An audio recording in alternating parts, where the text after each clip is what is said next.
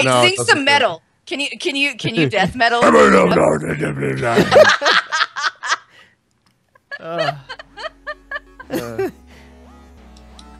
Yeah. That is good. Metal is the best metal.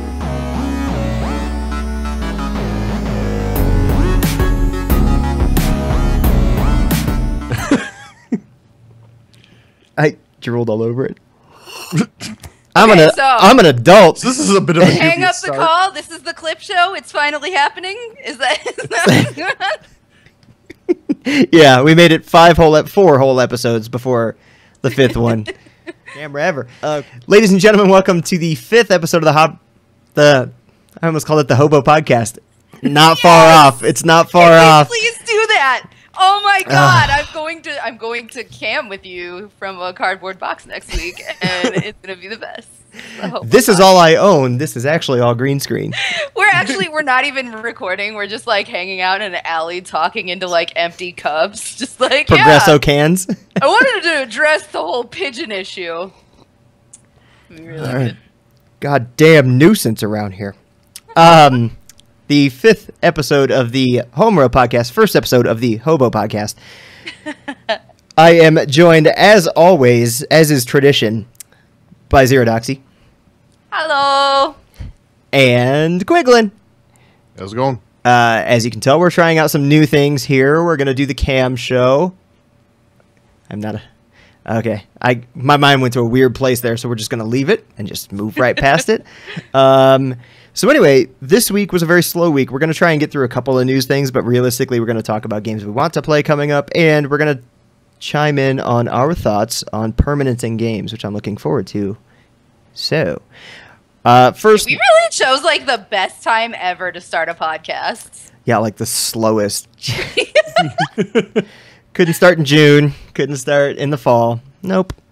Screw that. Let's not make it easy on ourselves. All right.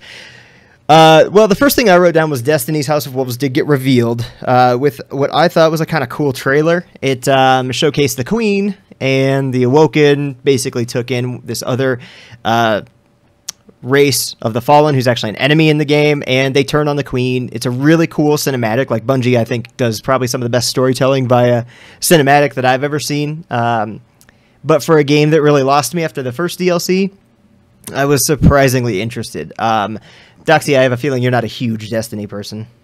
No. Nah. Brian, this getting you back into it? So I think what I'm going to end up doing is I'll probably end up picking it up just to give it another go. It's one of those things where I've been as I listen to podcasts and I'm catching up and people are, still going like, well, yeah, I still play Destiny. And I'm like, I kind of dropped it after level 7.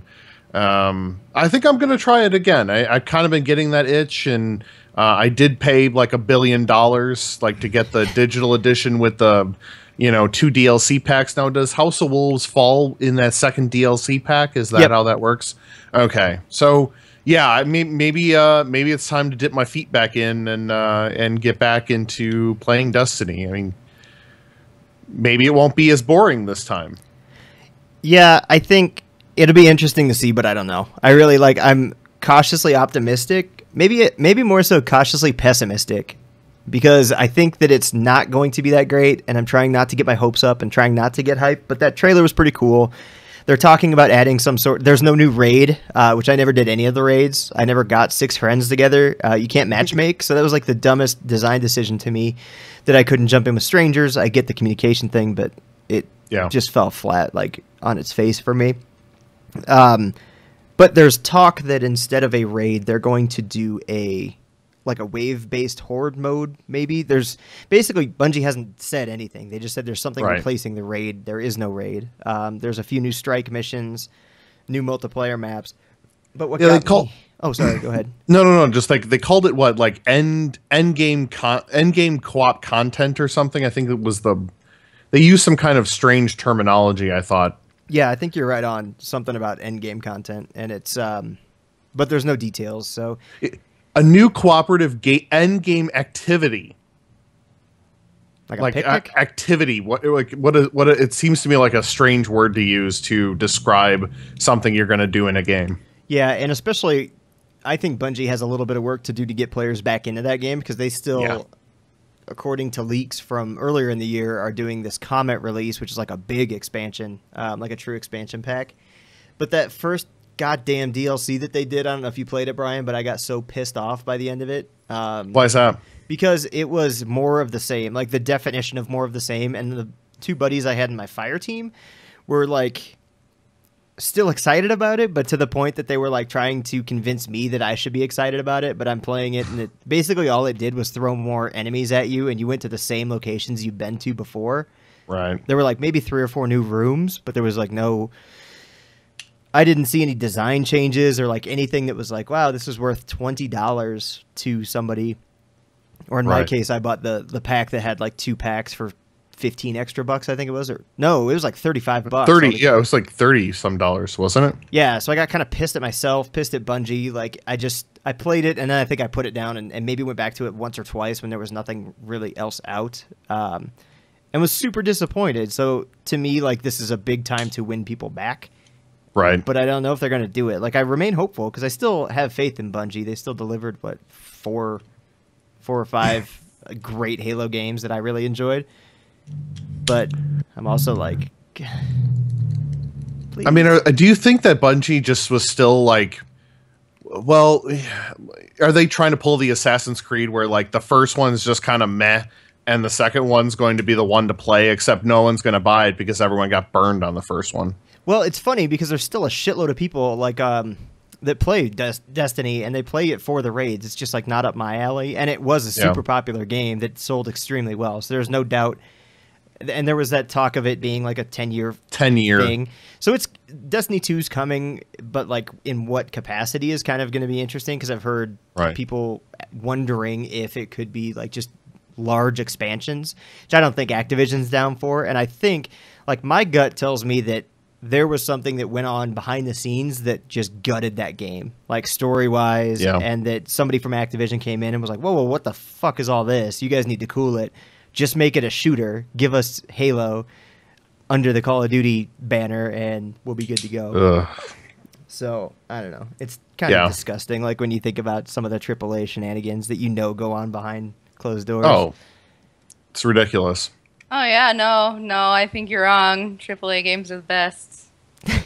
So no corruption. They're totally legitimate, every single one of them. They're great people. But I do think Destiny 2 will be an interesting case. Same as if Ubisoft does Watch Dogs 2, which takes some time off. Like, don't bring it out next year. But if they, spent 2-3 years on another Watch Dogs where they didn't just have like an angry white dude in a trench coat groaning into the my family. If they don't do that, they'll be okay.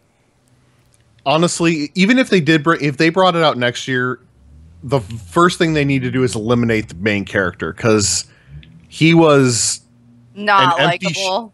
He was an empty shell of blah. Yeah. Ugh. Yeah. Never have that guy come back ever again. I only remember his name because I hated him so much.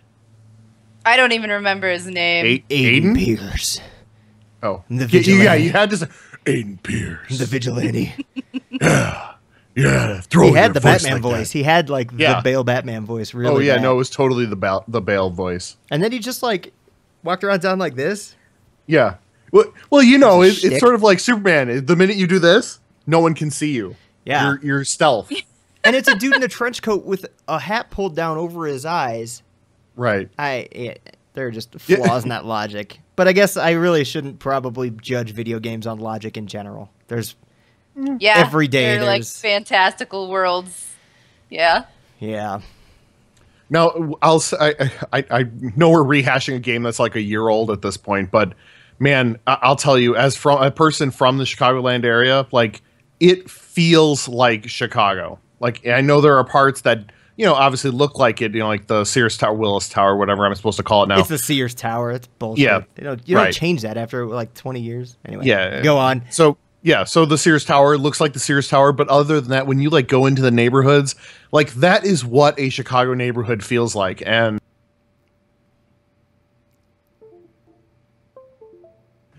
then there was Aiden. That was the opposite of nailing something. Hang on, I may have just unplugged my audio devices. What's happening? I think I got it. Okay. There might be a point where Brian doesn't say anything, but is talking like his mouth is moving. Right. And we're just going to chalk So that normal. up as my bad. So like normal. You're just like Brian's talking clip, clip, clip, clip. Got it. Basically, he was saying that the neighborhoods feel like a Chicago neighborhood, and they like totally nailed it. Nice. And as people from also the Midwest, Joe, like we both have probably spent substantial time in Chicago to be able to confirm. Yeah, there were times I was running around or driving around that city, and I was like, "Whoa, I've been here! Like that's pretty cool." Even though it's not like they don't have the official names and all that stuff, you know where you're at if you've been to the city a couple of times. Totally, totally. So yeah, but I mean, Ubisoft's always been good at that. They nailed Paris and Unity, even if the game was a piece of garbage. Like in most, that's another game I had a good time with. I didn't have a single issue, and then reviews came out, and everybody had issues with. But I liked it. It was fine. It was just not interesting. Anyway. There were just some frame rate drops that killed that game. I like more so when people fall through the world, or like in Black Flag when the ship went into the sky. Those are more fun. But I think Ubisoft does a good job of like world building. Like they've done the Caribbean. They can do anything. So it'll be interesting. I wonder if they will indeed change cities. Who knows? So from Destiny to Watch Dogs. Yeah. We're good at staying on topic. Yeah, it's like a bad Pandora station. Oh, God, a hard cut. I have Mortal Kombat X on here, but do any of us care about it? God, no. Cool. God, I don't. Good. Jesus, God, I don't. It has gotten some great scores, though. Amazing. Okay. Really good. Like it's the best. Like it's the best one in the franchise, and it's like a 9 out of 10. And I'm like, I still don't want to play. Yeah. Yeah. And I certainly don't want to spend. I certainly don't want to spend $30 for 4 characters. Yeah, that's why I'm upset. Like all their ridiculous DLC and pricing is just not okay with me. Also, I might be a crotchety old woman, and just my heart belongs to Soul Calibur 2. Soul Calibur. When it comes to fighting games, like pretty much any fighting game ever, I'm just like, yeah, this isn't Soul Calibur. I don't care. Like, I don't care. Yeah, I'm sorry. I think I passed my prime. Like for me, Mortal Kombat was always like a couch co-op, not co-op clearly, like a couch game though. Like sit next to the person that I'm playing, beat the shit out of them, or they do the same to me. You have to be able to shit talk, right? Yeah. Like you have to be. Shoot, I remember playing MK3 like last year at somebody else's house. So nice, that's still fun. I don't need a new MK. Yeah, totally. A lot of people like it though. Have fun. Yeah, just not gonna. More power to them. There are children outside my window. Are they staring at you? No. Do they have all black eyes? Do not invite them in. Don't let them in. Don't let them in. My wife is terrified that's a real thing. Well, I shouldn't say terrified. She's convinced it's a real thing and it's going to happen. Oh, that's adorable. Your wife is adorable. What are they doing? About to start barking. Yeah, I was going to say, Joe, you're starting to look like your dog doing it. You're like, what? Start sharpening some object over here. So yeah, we'll just move right past Mortal Kombat. Let's jump into this topic because we discussed it before the show. And the topic, I feel like I should have a 3x5. Your topic for the day is permanence in games. So do you... I am for it. Okay, so Doxy, why don't you describe what your view or your understanding of what permanence in games is, just so we can be clear and that we're all defending or attacking. Like you make a decision in a game that, like, let's say it gets an NPC killed, then you can't interact with that NPC anymore. Is that what we're going for? Okay, yeah. Or like you open up a shortcut somewhere and now that shortcut is just available to you, but maybe by creating that shortcut you blocked off access to a different area or something like that. And I am 100% for it. I feel like that kind of thing gives a game replayability. I feel like oh, Brody! You can see Brody! Hi, puppy! He's so angry.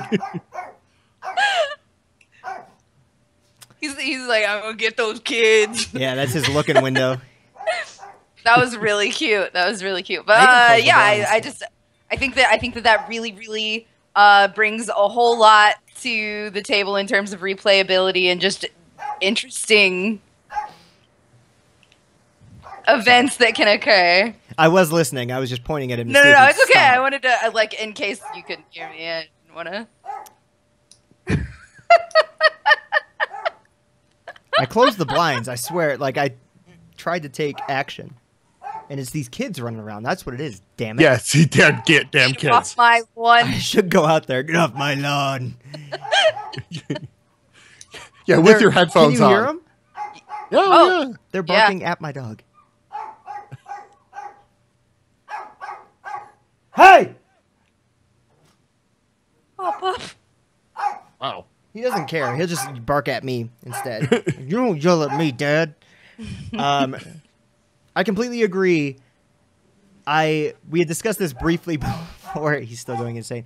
Briefly before the episode, that permanence in games gives me like the strangest anxiety in the world, because I feel like I have to talk myself into committing to changes or committing to decisions within a game. Right. Dragon Age Inquisition was probably the first one where I was like, I'm just doing it. I'm going to make a decision. I'm going to stick with it. Previously, Skyrim, I probably have, we'll say 300 hours. Probably 200 of those hours are like my first or a decision being played out, and then an extra 100 are me like quick loading and quick saving and going back like, no, I fucked it all up. Yeah, like, yeah, It's totally. got to be a perfect playthrough. Mass Effect was another one where I was like, no, this is my story of Commander Shepard, and it's got to be flawless. This guy's got to be a rock star. But now,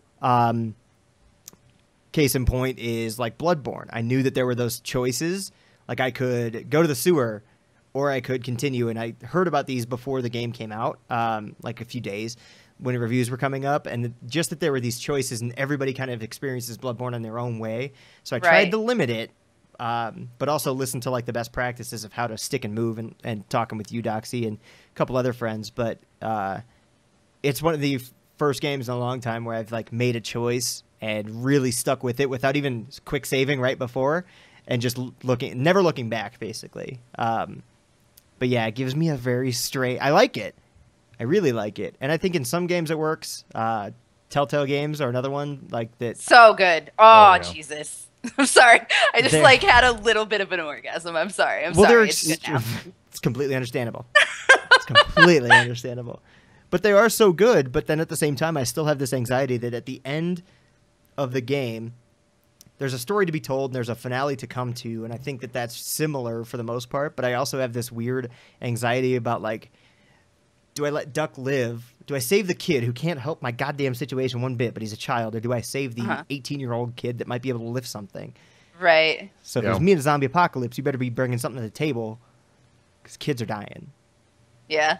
That'll be my choice. But now, I've just like, I don't know if I wouldn't even call it maturing as a gamer. It's just like I've just changed and realized I shouldn't really worry about that decision, because in the grand scheme of the game, it might not make that big of a deal. And I would love for a game to prove that wrong. Like this very tiny decision that just does the butterfly effect and fucks my whole game. Yeah, no. Oh my God, I've been waiting and waiting for games to be able to pull that off, and I think that Telltale games are the closest that it's come to, and it's still not quite where I want it to be yet. Yeah, but on the flip side, I don't want to like old school adventure games where they're like, oh, you didn't pick up that one thing that you didn't see underneath that table, underneath that other thing, and you didn't pick that up, so you lose the game. But that's life, homie. That's what life is. I don't want to play life. I want to play games, Doxy.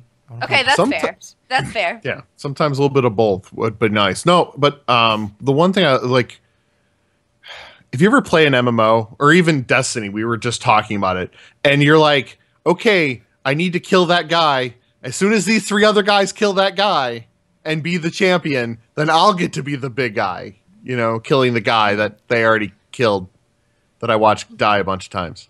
Right. Yeah. You know, waiting for him to respawn. It'd be interesting to see if they could implement, and I don't think they could, especially with those, there's a reason they're called massively multiplayer. Right. Like, there's no way to make that decision stick in the game world unless somebody makes some sort of algorithm that's like, you kill this boss or you spare this boss, and it has far-reaching effects on the rest of the experience. Yeah, you really else. Otherwise, you'd be instancing people left and right just to keep them, like, okay, so, as soon as this boss is killed, then all these people need to move over to these servers because it's this instance over here, rather than, people who haven't killed them, and maybe those people are higher level than the other people, in a massively multiplayer game, it just could get way too complicated. So I understand that. It's just, I think Dragon Age was a really good example of, like you do something and you're just like, oh, okay, well, I really can't undo that now. I mean, I guess I could try to load the game from previous, but I made a decision when you're sitting on the throne and you decide to kill somebody, or, you execute them, or you exile them, and you made it sound like you made that decision from the toilet. I'm sorry. Okay, keep talking. I'm sorry. Okay. I'm very bad. That's okay. Yeah, there you go. Making decisions from the toilet. Don't we all? Yeah, I was going to say, I mean, while that's I'm playing something on my phone. That's a shower activity for me. Making decisions or shitting? For some reason, why shitting not both? In the shower became like... Why not both? Right. No, depends on your drainage. Making decisions and thinking and stuff, that is a shower activity. Yeah. Well, sometimes I'm playing Crossy Road and, making decisions about whether or not I'm going to continue, jumping on logs, but I play Flappy Bird. Yeah. I blame my phone screen for continuing. I always slam into the side of trucks in Crossy Road. Oh yeah, it's so good. I love that. Funny. But I would love. So the game that I am probably most anticipating yet suppressing my hype meter for is No Man's Sky. Oh yeah, because of the level of exploration and all this crazy stuff that the game has so many damn randomly generated planets that they had to send. They made GIF probes. Have you guys heard about that? No. They had to program probes that would go to a planet that was generated and send back GIFs or GIFs, what have you, and basically like a sensor probe, like the opening of Empire Strikes Back. And they get the lowdown on what's going on there. Make sure that there weren't any like crazy like 64-leg monsters or like legs coming out of heads, and that they're basically that all their processes were working okay, and send it back. Like that's how big the game is. They can't afford to just be like, oh, pull up this planet. Like you can't do that. And the game doesn't have permanence, as far as I understand. We still don't know a lot about it, but the permanence in that game sounds pretty cool in the fact that you can, from the limited information that we have, go to a planet, explore it. If it's been found by Doxy, it'll say discovered by Doxy when I get in that atmosphere. And then there might be, we could set up a base there and land and check stuff out. And that's permanent for everyone. So if a stranger comes in and checks our stuff out, we can look at them funny and kick them out. But can you guys think of a good game that doesn't have permanence? I guess Destiny was an okay example. But do games like that get boring? Like for me, I'm done with Destiny until they bring out like, legit content. That's my point exactly. Is that like when like you were talking about how you get anxiety regarding these situations or like getting the right ending and stuff like that. And for me, it's all just exciting, but it's also remembering. Instead of panicking, I just concentrate on remembering what decision I made here, so that I can, when I do inevitably come back and play this again, I am able to remember to make a separate choice so that I can just see everything. But do you go back and make the opposite choice? Like, for me, in a lot of those games, oh fuck yeah, it's remembering a few of the decisions, but then there are these small ones where I'm like, I probably picked the exact same one. No, totally. Dude, I don't know if you know how I get down, but I am the kind of person who will open an Excel spreadsheet to get through a dungeon in an old school fucking point-and-click adventure game. Like, you don't want to fuck with Doxy's game, okay? Okay? Point taken. Yeah. No, I know what I'm doing. Got a spreadsheet for days, son. First, she's the one who has a save file with, the first choice is 1, and then the second choice is 1.1. And then 1.1.1 and then 1.1.2. Yep. Yeah. Yep. Do you get into dating sims? Is that I have never played one. Oh, okay. I have considered it. All right. I have considered it for my streams because people seem to really, really love that. But I haven't done one yet. No. All right. I could see you romancing some guys. I bet I'd be goddamn good at it, though. Like, I'm just saying. Yeah, I'm just saying, you break it down. Here are my 3 choices. Which one do I choose? Yeah, okay. Yeah, you can romance anybody if you're given just fucking a set of options that they want to hear or not hear. But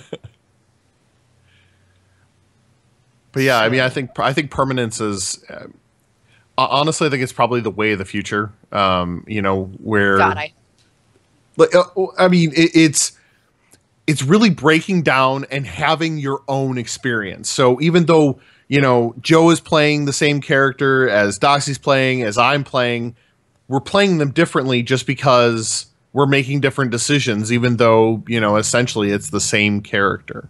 Mm-hmm.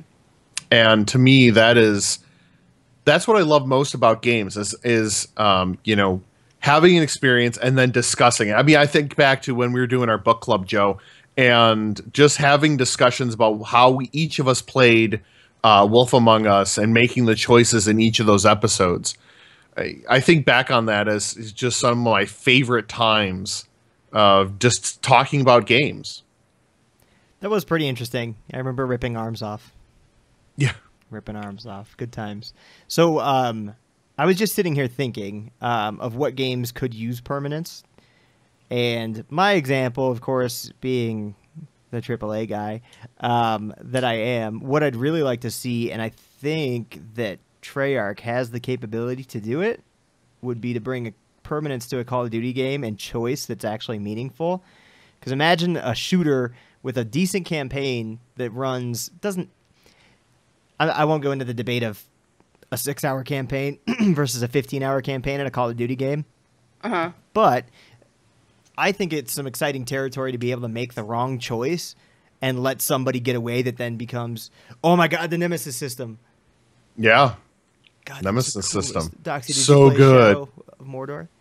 No.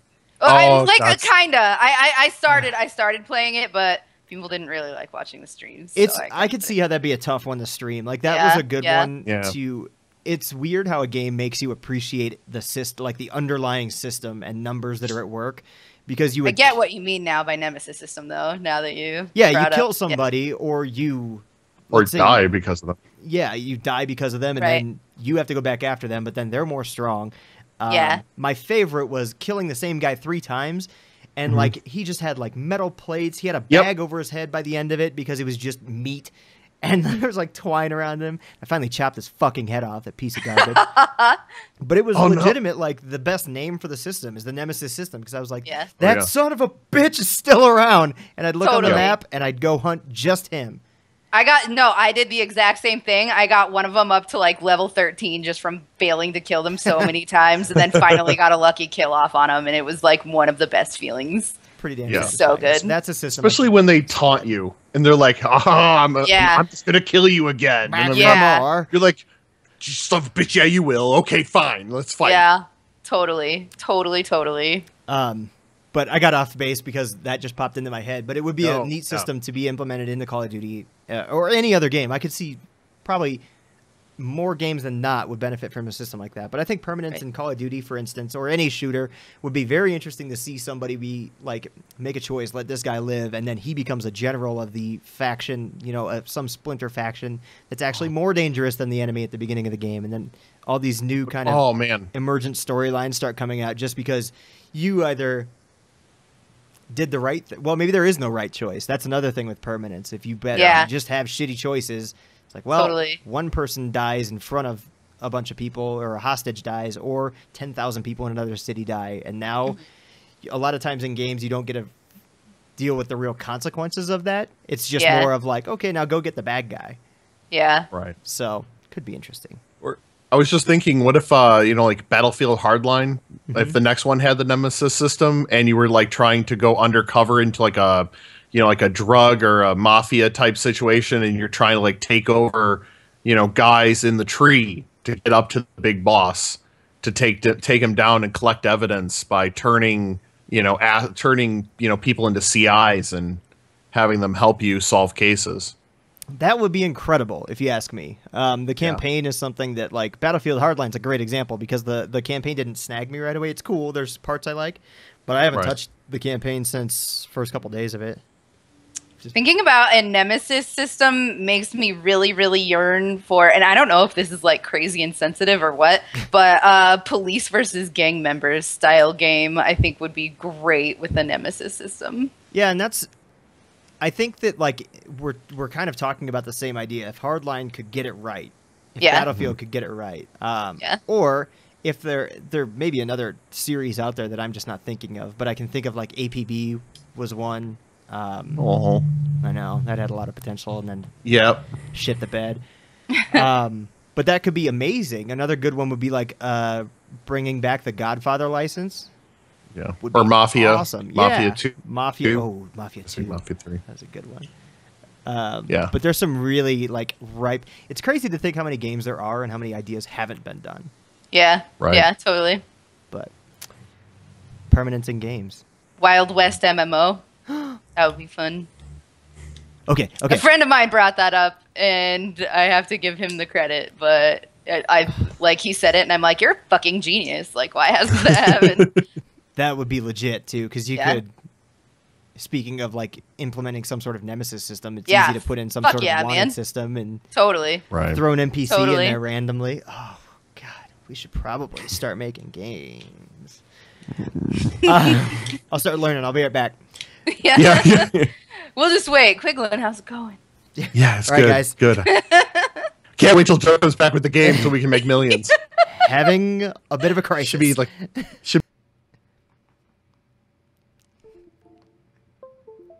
Right? No. I moved my keyboard and my audio devices became unplugged again. So Brian, what did you say?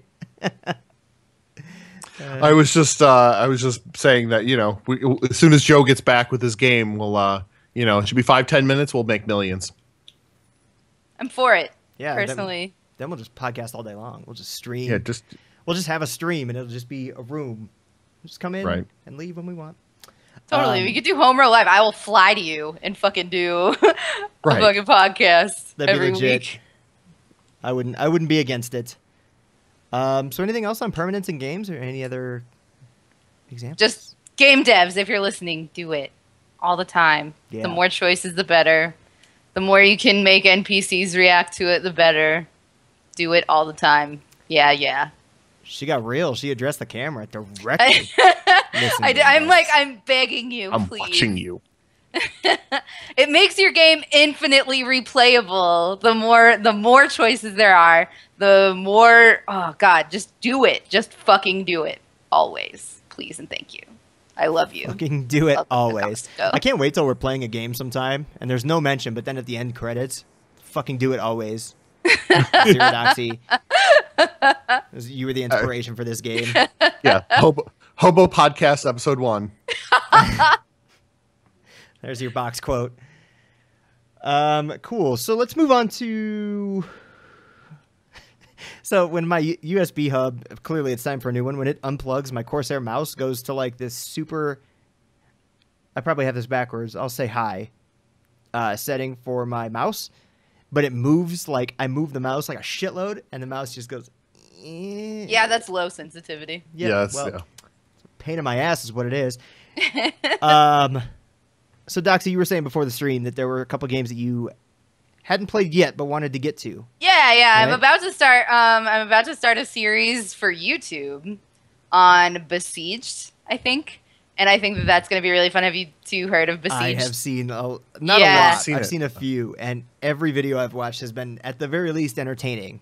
Yeah. Yes. I'm looking forward to it a whole lot. I watched a little bit of it, but I want to do the campaign, and then like once I run out of campaign, we'll see like where the series at, and then maybe do some like workshop stuff. But I didn't want to spoil myself too much, so I didn't watch too terribly much. But what I did watch, I laughed my ass off, and I am so excited to get into that. And a game that I'm really, really excited about that I got a code for but haven't been able to play yet is Killing Floor 2. Oh my God, that looks insane. Yeah, I launched it and tried to play, but there was literally 0 people to play with, and like all of my friends are too famous for me. So so they were like all busy and stuff, and I couldn't get them to play with me. Live on early access yet, or is that still early access? I don't think so. I think that you have to get a special key for it. Ooh. I might try and get a key then, because I do want to. Do it, dude, and we will play, and it will be amazing. I want to do it so bad. Yeah, that game, I wasn't like super interested, or I guess I didn't know what it was, and then I saw a screenshot for it. I was like, what is that? Did you never play Killing Floor 1? I did not. Nope. I did not. So I should, or just jump in on Killing Floor 2? No, you gotta play Killing Floor 1. You are heartbroken right now. Yeah, seriously, like right now you're just like... I feel like I hurt you. Like, well, no, you're hurting yourself, and that hurts me. I just don't want you to have to go through life not knowing Killing Floor. Is that on Steam? Yeah, and it's usually really cheap too. Like it goes on sale all the time. Like I'm pretty sure I've seen it for like $1 before. It was free for a little bit. Where were you then? As well. Damn it. I don't know. I like free a lot more than $1. Probably drunk somewhere. I mean, if we're playing the odds. like usual. But yeah, you absolutely gotta check out Killing Floor 1. I would be happy to walk you through it. I just love that moment that you said you have never played it, Joe, because I honestly thought Doxy was just like, I'm just going to hang up the call. I'm just loser. Done. Just go. Like, end podcast. Yes, I will. So I will check that out because 2 has me interested, and I've learned never to look past. For some reason with console games, and this might just be my like personal stigma, but console games, when people tell me to check them out like over and over and over, I usually don't because I just don't care. Or maybe I've been disappointed. But usually when I have a couple people tell me to check something out on Steam, it's almost always been awesome. That roller disco dodgeball game. I am friends with the guy who made that. Oh my god, Eric so Asmussen. cool. He is so amazing. He is such a cool dude. And that game is easily one of the funnest games I have ever played. It's legit, and there's nothing else like it on. I'm sure there's something else kind of like it. Somebody else correct me, but I just don't think there's anything like it. No, it's very unique. Yeah. I can't remember the damn name of it now. 3D Realm, Shadow Warrior. I really enjoyed on PC. It was on sale. I got it in like a bundle. I didn't even know I had it. Just installed it. Huh. This is awesome. I can cut off all these limbs. And then one of my guys that tunes into our twitch.tv, what up, Penguin? He always kind of comments. Penguin. Brian knows Penguin. Pengy. He recommended it, and I realized I had it and played it and started just chopping up demons left and right. It was awesome. But it just always seems like on console when somebody recommends a game a lot, I've either heard of it, played it, or just when I do play it, it's like, yeah, like whatever. It's fine. Have you ever done Super Amazing Wagon Adventure? No. Oh my god, that game is crazy fun too. It's a little indie. It's super cheap also, and the guy who made it, Sparse Vector, is really fucking cool. And he's okay. I have another game that I can talk about now. Whoa, here we go. Sorry, I'm really excited. He made his second game ever, and it's called like Go Plague Monkey Go or something like that. I feel terrible that I don't remember the name of it, but you're an infected monkey and you have to go and like infect the masses, and it is so hilarious and so fun and so hectic. And it's not out yet, but I got to see a little bit of it at PAX, and I am really looking forward to it. But Super Amazing Wagon Adventure is like a parody of Oregon Trail. Sure. And it's really, really fucking good. Me and Mike Hillary got drunk and played it a bunch. Nice. Super fun. Yeah. So I can imagine. Yeah, it's super fun. Yeah. Awesome. What up, Mike? How's it going? Have you ever played Dino D-Day? Mm-mm. I know of it, but haven't played it, no. It was like $1 on Steam this week, and I'm like, I don't understand. Why would there be? I don't like, you're like D-Day. That's like World War II and dinosaurs. Like that doesn't mix. But no, they literally have dinosaurs with guns on them, and you run around shooting Nazis and eating them. Yeah. Sounds legit. Yeah. And I'm like, it's $1. I'll pick it up.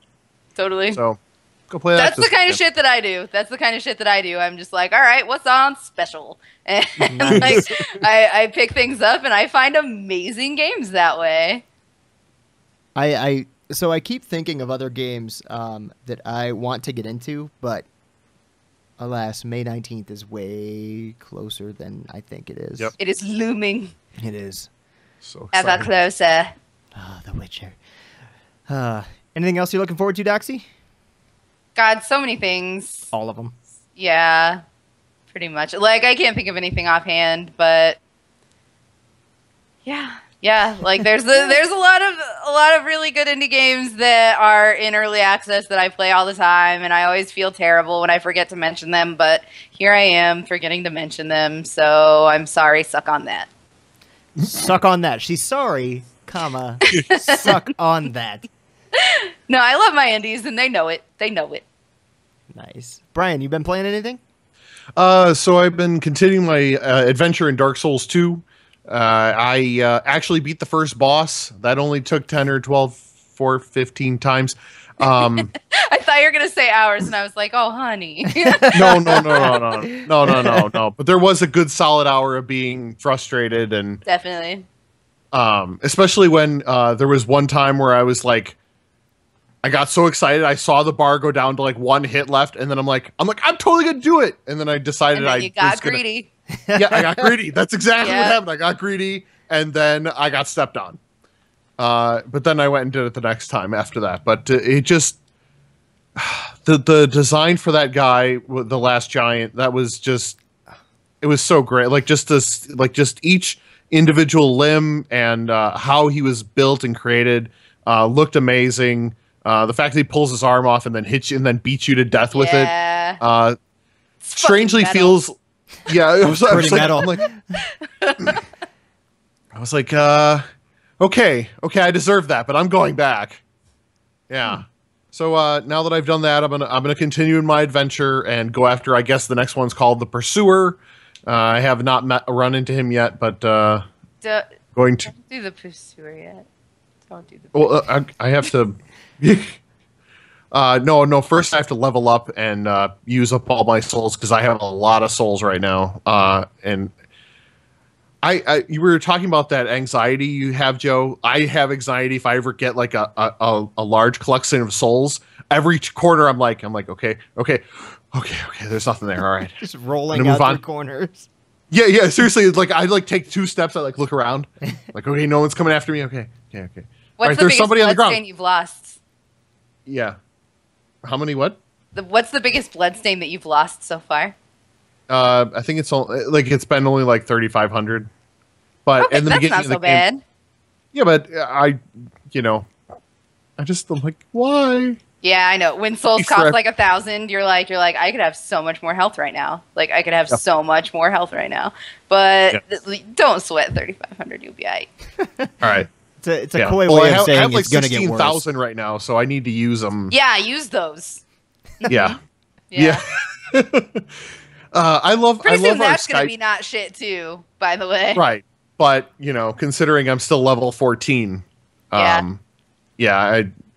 16,000 is a lot to me. Totally. And I just got Bloodborne from Gamefly, so I'm going to put that in soon.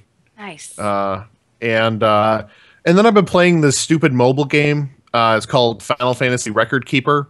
And I really like the concept of the game, which is, you get different characters from different games.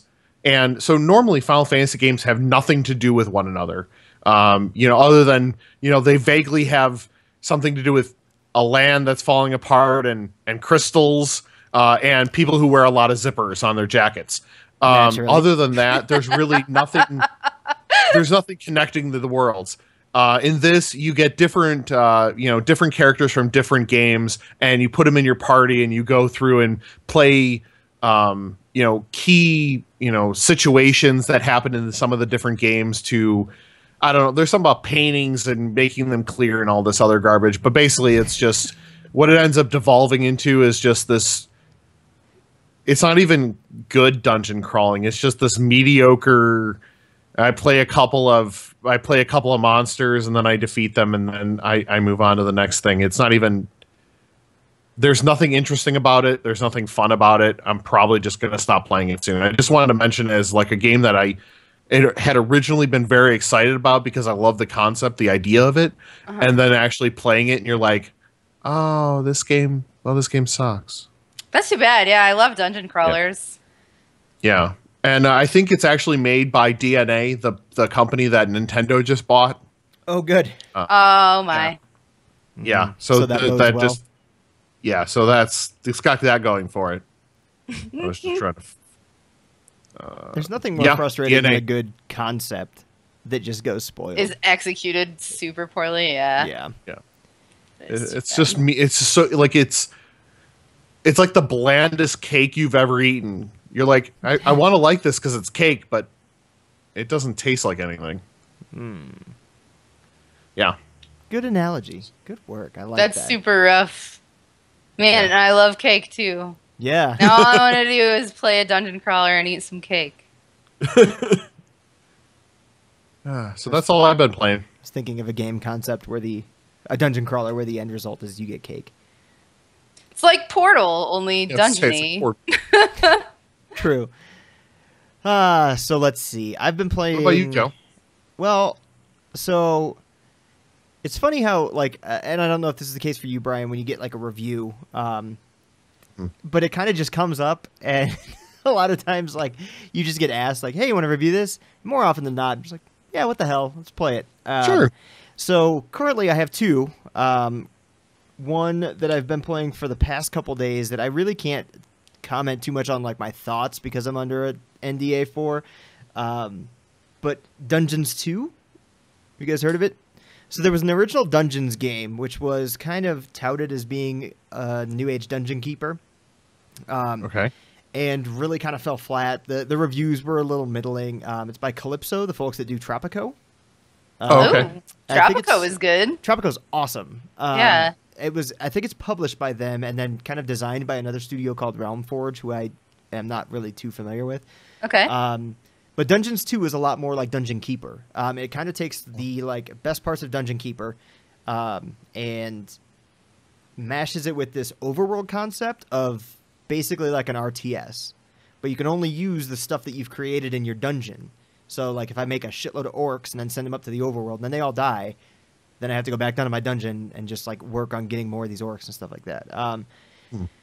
I can say that I'm really enjoying it. It's really cool. I wasn't sure because I just don't think I was around or didn't have a PC when Dungeon Keeper was really big.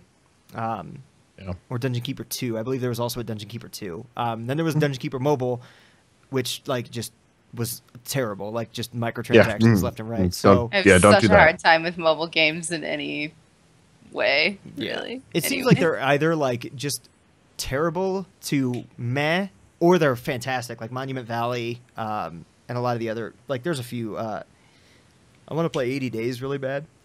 Excuse me. But anyway, Dungeons 2, I'm having a good time with it. The review goes up on the 20th, right? Is that Friday? When? 20th is Monday. Is that? It goes up either the 20th or 21st, one of the two. But that's been pretty fun. Calendars. Yeah, right. Yeah, I'll throw it up there when I want to. I also haven't gotten a chance to play it just yet, but I just loaded up Tropico 5 for PS4. Nice. And I'm really curious to see how that translates to a console, because I love Tropico 4 on PC, and I don't know how intuitive those controls will be. It'd be interesting. I remember playing Yeah, SimCity that on will be SNES. weird to figure out, huh? I don't know. I mean, I'm reserving judgment, of course, until I jump in there. But I also noticed a multiplayer mode, which I don't recall. Like, I haven't looked up anything on Tropico 5. For some reason, I just wasn't into it. I think mainly because I got Tropico 4 for like $5 in some bundle or some sale. But I really fell in love with it, and then just kind of moved on. So I'm excited. I'm excited to see what it does. I think I'm more interested to see how that control scheme works out, because that's not easy that's to do. gonna be crazy, I think. Yeah. Well, controls can really kill awesome games too. Yeah, but you look at a game like Diablo 3 was able to do a very good job on console. So Well, hopefully they can do something with the cursor that doesn't make it feel 1999 again. Yeah, I'm wondering if there's going to be like a way to quickly zoom in and out too, because that game can be really pretty gorgeous. Tropico 4 at least can be pretty cool looking when you get right down on the street level and follow some people around. Or I always like the angle that game took of like not taking itself too seriously in any respect. So you can make a total communist state and put in the secret police and silence people and have some fun with it. So I'm hoping hoping a lot of that stays the same, but I don't recall seeing great things about Tropico 5, which is a little disconcerting. Yeah, it's a little like, uh-oh, but we'll see. I'll check it out. Nice. Of course I'll check it out. I have to review it, so. Yes, that's kind of how that works. Kind of the idea, right? But that's another Calypso game, so that's neat. And then I've been playing The Witcher 2 in anticipation of The Witcher 3. Ooh, so good. It's I don't know what my deal with The Witcher 2 was, but I just never got into it. I think last I launched it up on Steam, but there's so many boobs, hours. Joe. Yeah. How did you not get into it? There's a lot of boob. Safe to say I'm into it now. In the world than some video game today. It was real funny because the first interaction I had with God, what's her name? Triss. Yeah. There's pretty much an option like you need a bath. Just why don't you this whole stuff you got on, just make that not happen anymore. And I was like, oh yeah, so okay, that's got it. I get this game, and this game gets me. But I was really actually more interested in how my skills that I developed within Bloodborne translated a little bit to The Witcher. I don't think it's as punishing or as robust of a combat system in terms of dodge, riposte, all that crazy stuff. But I was really, really happy with it. For some reason, I think The Witcher and The Witcher 2 just have this place in my head of being some undercooked concept. And then I get in there. The Witcher 1 certainly is why, I'm guessing. That might be what, maybe I tried to do that because it did the same thing with Dragon Age. I tried to play the first Dragon Age and it was just really strange to me and off-putting. Something about it set me it's just not for me. But then I jumped into Inquisition and I was like, whoa, this is cool. So, I still haven't gotten Inquisition and I want to commit suicide over it. It's good. It's really good. Yeah, it's good. I think just about everybody can agree that especially the first chunk of hours in that game is awesome. And then I think for me I hit that point, but I think everybody kind of hits a point where they either finish it and they're like, cool, that was neat. All right, moving on. Or they never touch it again. Or they get to me, I got to a point where I was like, I don't really see a point in going on. I'm kind of good with it. There's some other stuff I can play. I'll just move on. And I'll go back to it, but it's one of those ones where when there's some downtime I will. That's how many hours the you internet into it, Joe? Is broken, kind of. I couldn't even tell you confidently. Okay. I would want to say a couple dozen. I know I got to Skyhold. Oh, that's it? Is it? Yeah, Skyhold. I know I've just I've had a couple big interactions with old Weirdy Mick Skin Face. Oh yeah, Corypheus. Yep, there you go. There was no way I was remembering that. But I haven't. I feel like I sunk my teeth into it, and I was just kind of done for the time being. Yeah. The problem is when you get to Skyhold is that it's so huge that it's daunting to have to run around it and collect all the quests and to do the things you need to do there. Well, and it takes 30 hours to get to Skyhold. Yeah. And then it opens up even more, and I was almost kind of I don't know about all this. Yeah, it gets awesome though. No, I'm about 70 hours in. Yeah? I'll go back to it. I will definitely keep going. What are you sad? What is that face? This is the face that I make when I don't know what you're talking about in Dragon Age Inquisition. Well, you get your own castle, and it's awesome. I really, really, really want it. I'm so poor. I just want this game. It's actually, I would anticipate that going on sale, some decent sales before too long. Yeah, I'm sure it'll be in the... Oh, there is... It's not on Steam. Oh, God, Origin? What am I... No, it's in Origin. But does Origin have killer sales like Steam? Once in a while. Once in a great while. They've done... I need The Sims, too. Super bad. The Sims 4? Yeah, fuck yeah. I reviewed that game. Oh, dude, I gotta get it. I gotta get it. That was... I'll make you guys my roommates. It's so awesome. All right. It's so stupid, but when I remember being asked if I wanted to review it, and my first reaction was to laugh.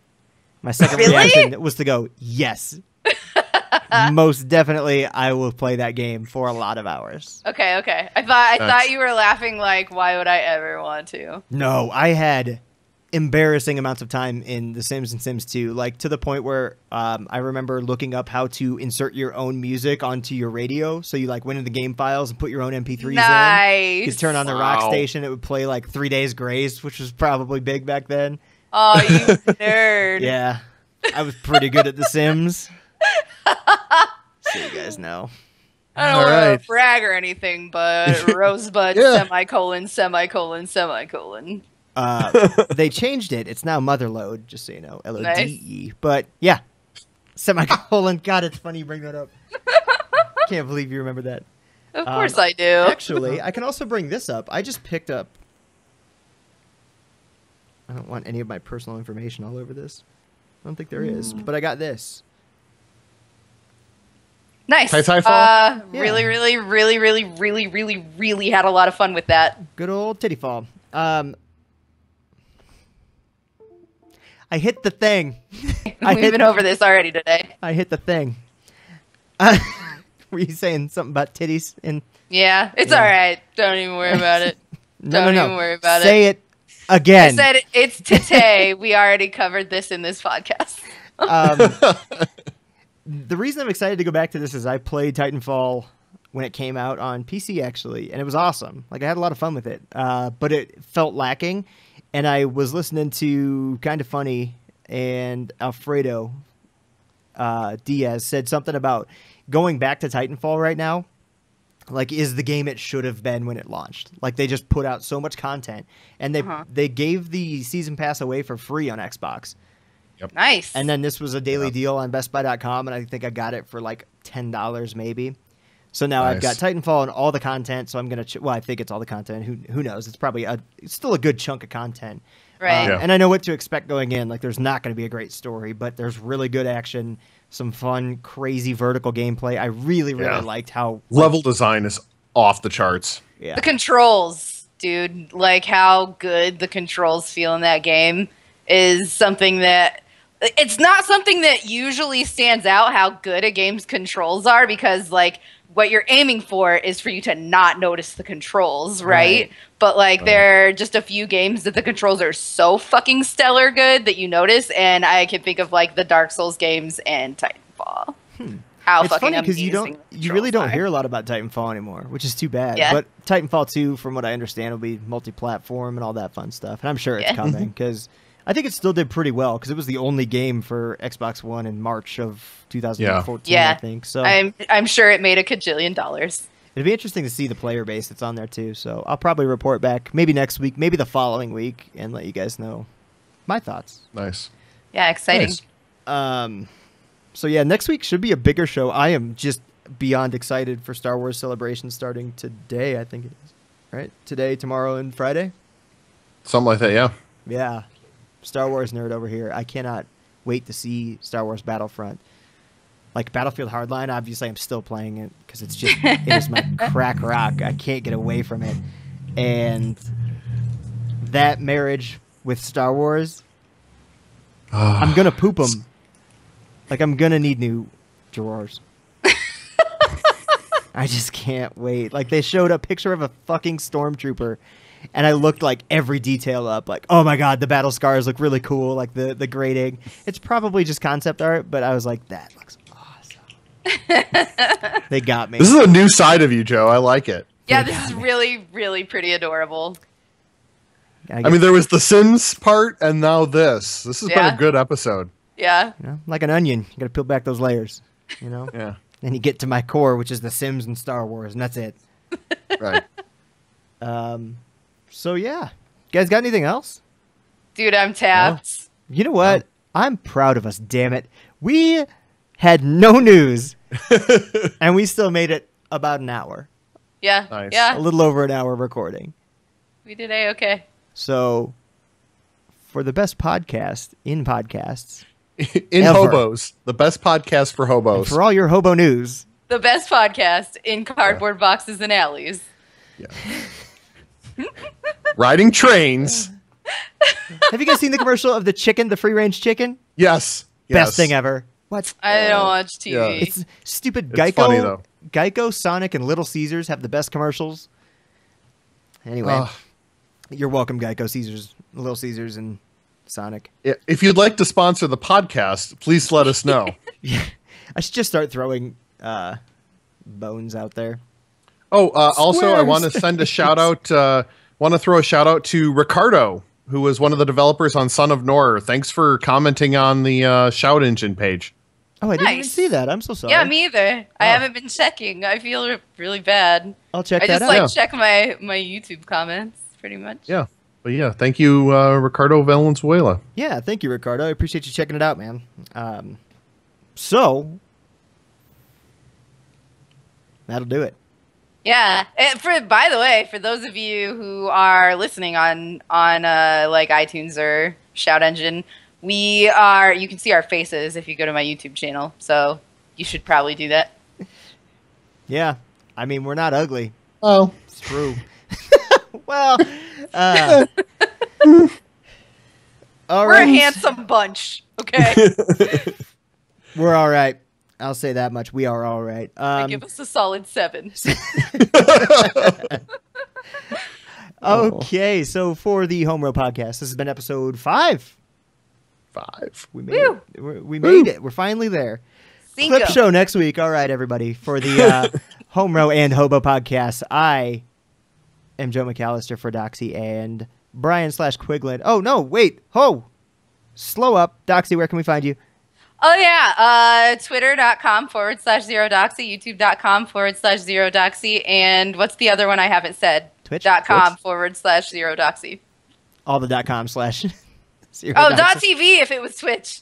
My bad.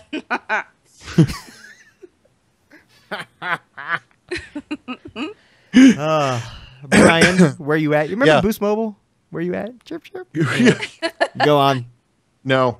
You can find me on Twitter as Quiglin. It's Quiglin. Solid. And I am twitter.com/Joe_McAllister, or I usually stream on twitch.tv/PlayEnlightened, and I'm going to do my best to make it into more of Doxy's streams. I've been working too late. If anybody who writes my schedule is on, we got to talk. But anyway, it's nice because I can catch some of Doxy's streams, so I'll hopefully be in there. And yeah, all that fun stuff. So once again, Yeah. for Doxy, for Brian, for the HomeRow/Hobo podcast, For Asgard. Okay, I'm done. I'm sorry. and my axe. Anyway, take care, everybody. Bye-bye. See ya.